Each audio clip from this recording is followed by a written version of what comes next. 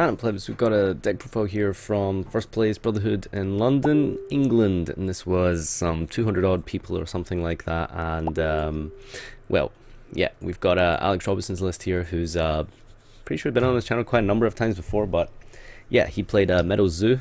Please ignore those Facebook noises, by the way. I do need to keep it open so I can read his thing here. But anyway, he played 44 cards here, very similar to Fraser Smith's list, who topped the ARG with the Meadow Zoo last weekend. And I think just dropping a couple of random cards here and there, like that one of Gofu. Hello, Fraser, come on, please. And then we've just got essentially as few cards as you could possibly hope to really play in this deck. It's really tight for space. You know, if you want to main something like Maxi or like, you know, Rabbit, like those are really like the only cards that are cuttable. Because I mean, you need like the 3 rats, you need the 3 Tac Tombo, and obviously you need the Bearman for the combo. There's very little room for anything else to really cut, other than, you know, perhaps like consistency cards like Painful Decision, or even like Combination, which you know, is still really good to open with something like Eccentric. But I think Combination is probably the only thing that you could really cut to bring this down to 40. But you know, 44 is a decent number for this deck, just because of the way that the garnets in the deck work. So I mean, you don't really want to open your Full Metal counter and fusion. You want to be able to set them and then open the rest of your hand with Metal Foe cards. So you know, even just 2 Metal Foes and Terror Top, that in itself is just phenomenal. Like, it's just so good.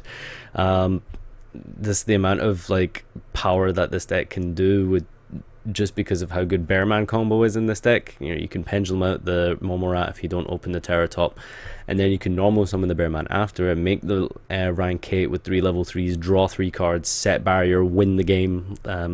Even if you don't draw barrier, you have double counter to not die.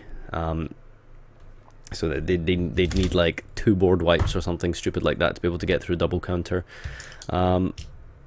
Yeah, it's a really strong deck. I played a little bit of it at the weekend. It's extremely impressive. It's definitely got one of the highest ceilings in the game. The amount of advantage that you can generate with this deck is just phenomenal. But that's my opinion on the deck. So he tells me that the deck was super solid. The only hard matchup is Infernoid Zoo because of how insane lawn mowing is, which is why I dedicated 5 slots for the matchup. The deck doesn't lose to Kaiju Zoo either, as Slumber doesn't break the board, and counter helps generate advantage so you don't die and can make Alkahest. Yeah, so really that's the idea, is you don't...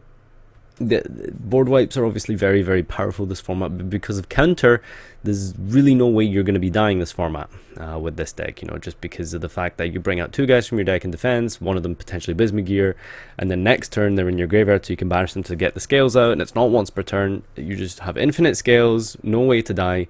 It's a pendulum deck, so you can grind forever so long as you have scales. It's just a really fantastic deck. Definitely a major contender later down the line. Kaiju Zoo is super consistent, but this is definitely one of the better decks out there, boys. So I'd say, like, currently right now the big 3 decks is Kaiju Zoo, Metal Zoo, and Infernoid Zoo. So yeah, we'll have to wait and see how the meta develops. But I've got his full tournament report in the description, so if you want to read his matchups for all 8 rounds, check them down below. You can have a read at everything from Cosmo to Zushadol, which he played Mr. Thomas, who was his only loss.